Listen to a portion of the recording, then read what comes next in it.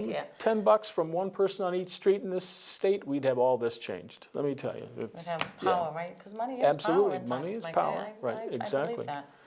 So- So is this new jobs for the viewers here? Is it just, I mean, what's going to happen? See what we're talking about? Yes, it's for everybody in the state. Okay. This is not Republican versus Democrat.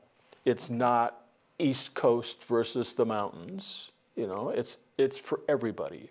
And I mean, I'm aware that I'm in what is be called a minority party here, and that likely the beneficiaries will be many of them of the other party. That's fine.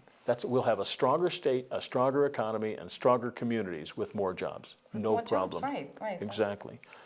So it's for everybody. So It's viewers, for everybody. let's Google this website here and Yeah. look into it and see what's going on. It seems like almost too good to be true that, Well, you know, nobody just sits down and takes the time to do it. right? But you do. I do. Good for you. That's an Thank you. attaboy. Thank you very much. It's a lot of fun. I meet wonderful people, Mary Ellen. That's great. Wonderful And you're people. everywhere. You're throughout the state, I Everywhere. reckon. Everywhere. So new jobs, Yep. it is for us, it's for everybody. Okay. So what else do we want to talk about? Well, How, let's see. Are you causing a lot of ruckus anywhere? Are you ruffling anyone's feathers, Joey? I'm sure somewhere we are, but so far, all the feathers that I've seen, Recruitment candidates? recruiting candidates is from the audience as a request. Thank you. Yes. You're recruiting candidates. Let's talk about that. Well, part of the issue here is that we need pro-jobs candidates in the state legislature. And we have some, and they're of both parties, but there are also some people that don't pay attention to it. And they kind of pay attention to the interest groups that help elect them. Right. So we are permitted to spend some of our effort recruiting people and supporting them who run for office, who are pro-jobs. And that means, for instance, we're able to connect people who are in occupations that are affected by the independent contractor law, and we're able to find those people using just publicly available statistics that you can buy, and we find them and we try to reach them, and we say, is this of interest to you? You know, that this activity is going on, and we've got these barriers. And yes, everybody's interested, Mary Ellen. It's like broadcasting on a channel where there's only been snow or a test pattern. And eyes wide open. You know, yeah, people go, whoa, there's something. The Jobs Channel, never thought about that. You know? Jobs Channel, why don't you do a show here? Yeah, Right, sure, here you right. go. No, I'm Love kidding. to. Anyway. So go ahead, sorry. Yeah, so that's what we're doing is we're preparing really a platform that a pro-jobs candidate can run on. Okay, all right, so you're targeting candidates who will just say, this is a good idea. This is a good So idea. So And Chamber now of Commerce's and Mass, Yes. like, Right. let's You asked if this was for everybody. yes. And the answer is we've specifically chosen it so that it affects all different parts of the population. The teen minimum wage, for example, affects kids in the inner city, youngsters. The independent contractor law is both young people and older people, you know, experienced and entering, and women, for instance, men and women who want to work part-time. Inventory tax is strictly a middle class. So about 85% will be a middle class. But who is really doing anything about middle class jobs in this state? Who is? No one. I don't, you. Are you Well, targeting? me, Right, yes. you, right. The governor hasn't got a program. He's kind of checked out. It's too bad. He's got all kinds of opportunity. He has all, So what we're doing is we're saying, fine, if we had a few more voices in the State House and they you know, they had a megaphone and they could talk about jobs more, they were better informed about jobs, they'd be better off. The voters would be attracted to them as individuals, and they would do better at the polls and in November. so you're targeting these voices, can I assume, are you, or this is the way you're targeting? We're trying to We're find them. trying. We're trying Right, this will help. Running for office is a long, slow Oh, process. boy. You know, people have to come out of their living room and their daily affairs and everything, and they have to actually put in time serving the community or serving their state.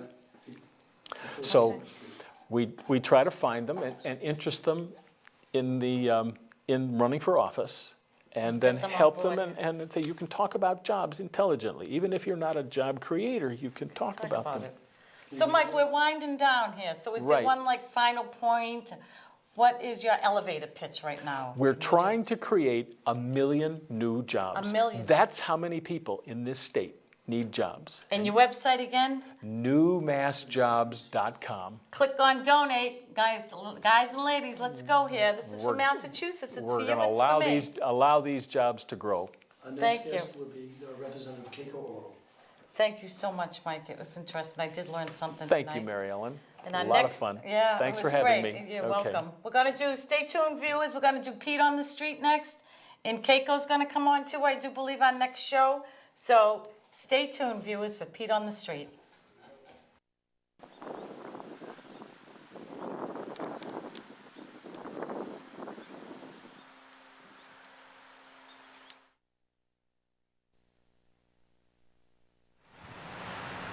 Ebenezer Eben Smalley was 25 years old, living here in Harwich, near his parents, with his lovely wife, Love C. Howes Smalley, their 4-year-old daughter, Eveline, and he had 2 brothers in the Union Army. He was just about making a living as a carpenter, cutting firewood. He loved the traditions of the town. He loved a tradition of duck hunting on Christmas morning with his father about a mile from the house. Life was pretty good for Eben, but he wanted more. He didn't want to go off and fight for a noble cause. Maybe he didn't even think of it. He did keep a daily diary, and his main motivation for enlisting was the $400 bounty for enlistment. He was shipped by rail out of Yarmouth to Roxbury where he was trained, and he was trained basically to march and follow orders without hesitation. He then came home for leave before he shipped out to the war. And that's where his doubts and second thoughts started to come in, but being honorable, he decided he needed to fulfill his commitment. He really wanted to stay home, watch his wife and mother cook on the Glenwood wood-burning stove in the kitchen, see his father sitting next to it in the rocking chair. The Glenwood, by the way, was a cast iron stove built in Taunton, Massachusetts. But Eben shipped back to Boston, off to a seaport, and down to the war zone in Virginia. As he marched to the war zone, his feet bled with blisters. In those days, boots weren't sized, and they weren't made for left or right feet. But as he approached the war zone, he saw line after line of horse-drawn ambulances, unsprung wooden wagons going the other way, dripping blood, emitting screams and moans from the wounded. And he thought odds were pretty good he wouldn't be one of them. A ragged-looking veteran walking the other way told him to beware that he would soon see the elephant. As Eben's Company A, 58th Regiment mass volunteers moved forward into their first battle, he indeed saw the elephant, which was a Civil War term the soldiers used when they entered a mental zone, a blind rage of killing. Their only objective was to survive and destroy the enemy. It became all too real. He ran what he called, in his diary, he described a rebel boy being run through with a bayonet, and the rebel boy looking up at him, grabbing his musket, pulling the bayonet out and saying, "Looks like you done killed me, Yank." And Eben regretted that the boy became real, too much like himself. And in another battle, he was wounded very badly, skinned up the scalp by a musket ball, and he was sent to a field hospital. He was treated, and he possibly could have gone home, but he insisted on going back to be with his comrades on the line. But now U.S. Grant was in charge, and he knew that he had to lose men in order to win the war. It was at trying to bridge the breastworks at St. Petersburg, Virginia, where Eben ran against the rebel guns, saw his friends fall on either side of him, and suddenly found himself on the ground. Found himself with a half-inch lead slug through his shoulder.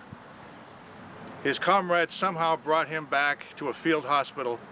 They dressed his wound as best they could. In those days, if a bone was shattered, it would be amputated, but you can't amputate a shoulder. It was cleaned up as best it could, and there was, of course, no idea of microbes, infection, no understanding of that.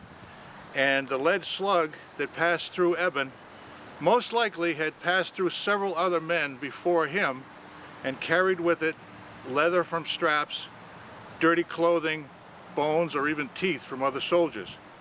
Eben had been wounded on June 18th at Petersburg, Virginia. It was what was to be a mortal wound.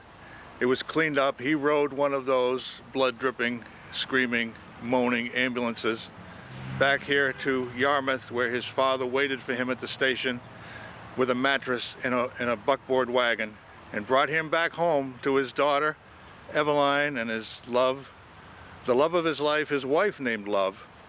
And he died there 3 weeks later. And that, my friends, is the story of my boy, Eben Smalley.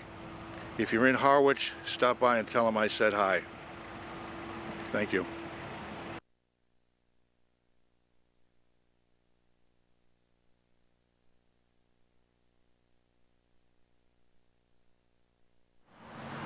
This is the Mozone Shameless Plug of the Week. I want to say thank you very much, number one, to Dana Eldridge, the author of a wonderful book, Cape Cod Kinship, 2 Centuries, 2 Wars, 2 Men. He also intertwined his own personal recollections of his own personal combat in the Korean War. Very, very moving. I've read a lot of military history, and this is the best one I've ever read. Find this book. Read this book. Thank you so much. Thank you for tuning in to The Right Side. The Right Side is produced, directed, and written by the Taunton Republican City Committee. The opinions and views expressed are solely ours.